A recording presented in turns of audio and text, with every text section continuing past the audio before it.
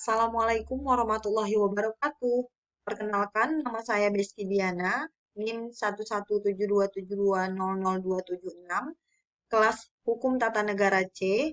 Di sini saya akan mempresentasikan mengenai sumber hukum Islam memenuhi tugas hukum pemerintahan Islam. Sumber-sumber hukum Islam sendiri terdiri atas tiga, yaitu Al-Quran, hadis, dan juga ijtihad. Dalam hal ini, Al-Quran. Yang pertama yaitu Al-Quran.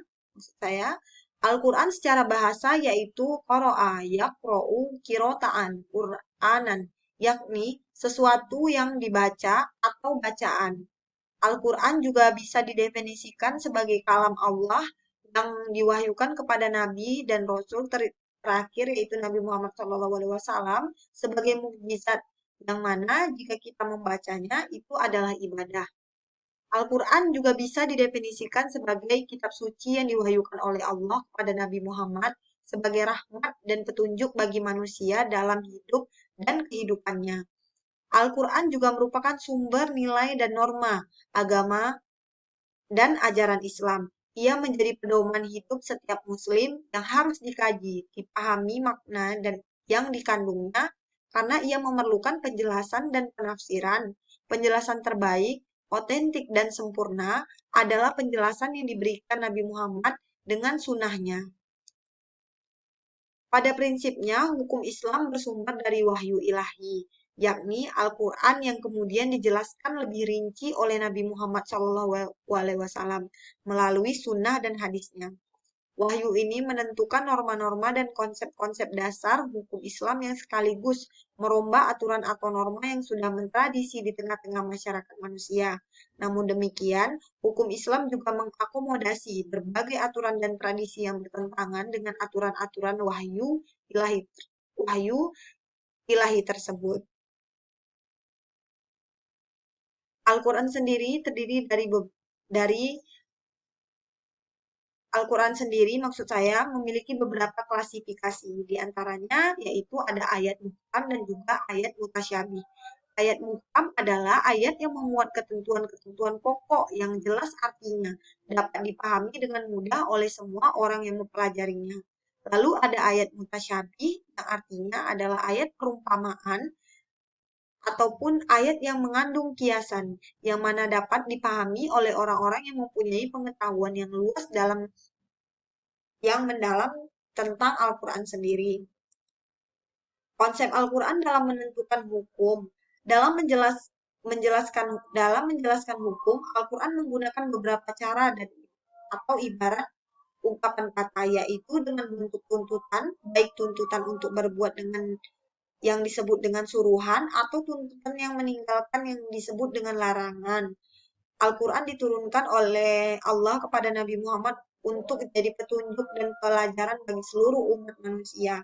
Dalam mengadakan perintah dan larangannya, Al-Quran selalu berpedoman kepada dua hal, yaitu tidak memberatkan dan juga berangsur-angsur. Tidak memberatkan di sini maksudnya bahwa Allah tidak membebani hambanya kecuali dengan kesanggupannya.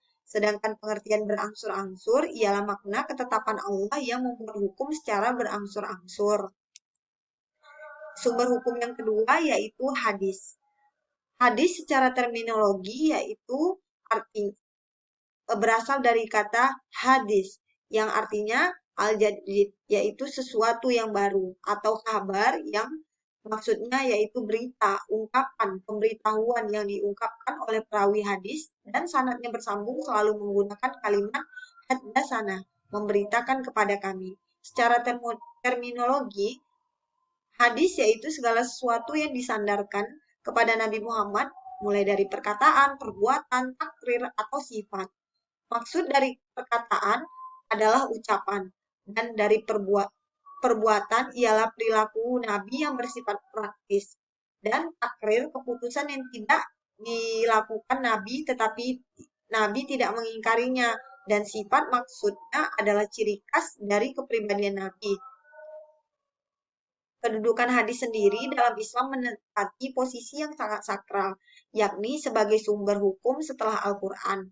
Maka itu, Untuk memahami ajaran dan hukum Islam, pengetahuan terhadap hadis haruslah suatu hal yang pasti. Rasulullah Shallallahu Alaihi Wasallam adalah orang yang diberikan amanah oleh Allah Subhanahu Wa Taala untuk menyampaikan syariatnya yang diturunkan untuk manusia. Oleh karena itu, ada beberapa kedudukan hadis, di antaranya hadis berfungsi sebagai penjelas, penjabar dalam atas Al-Quran.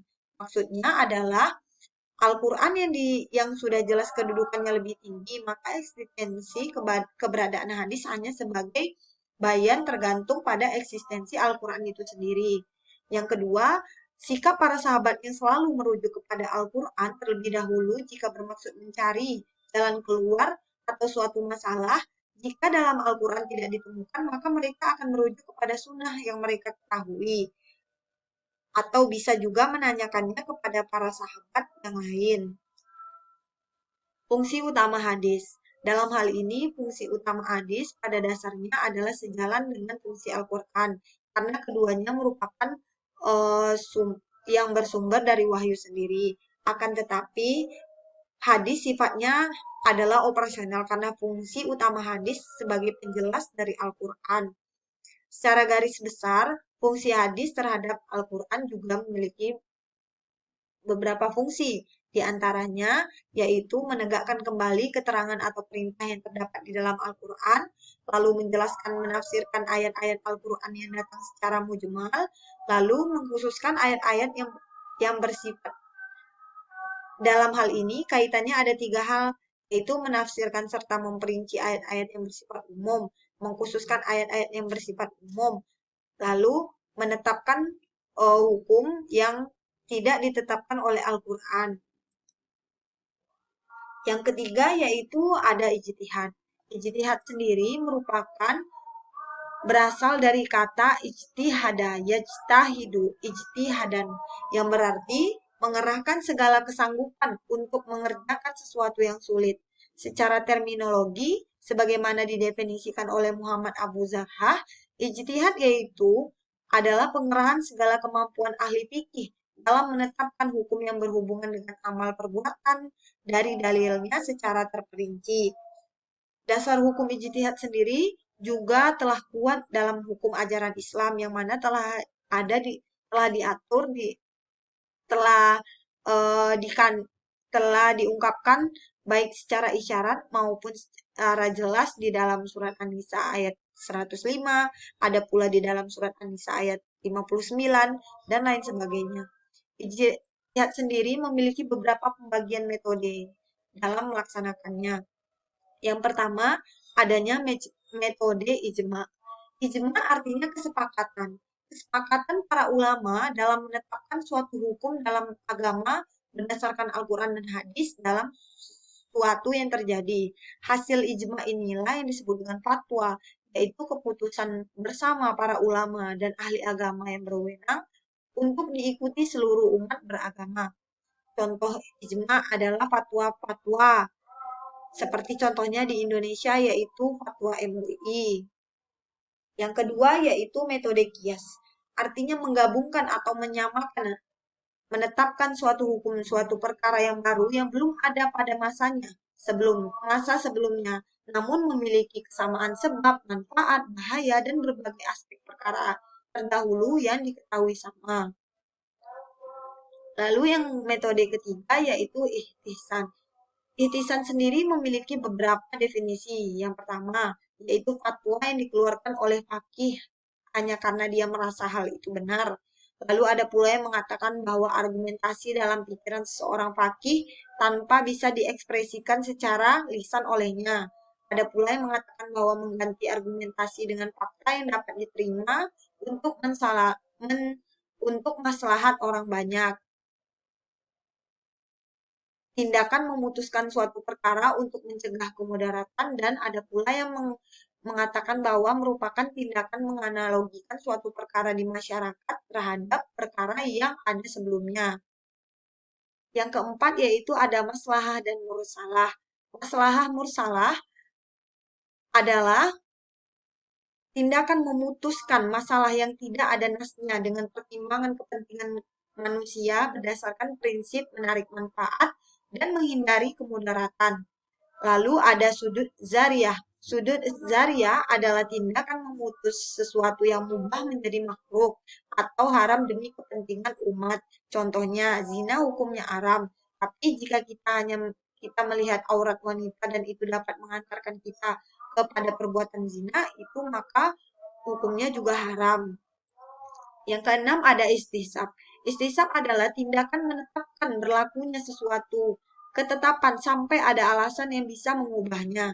Contohnya, seseorang yang ragu-ragu apakah dia sudah berwudu atau belum. Di saat seperti ini, ia harus berpegang atau yakin kepada keadaan sebelum berwudu.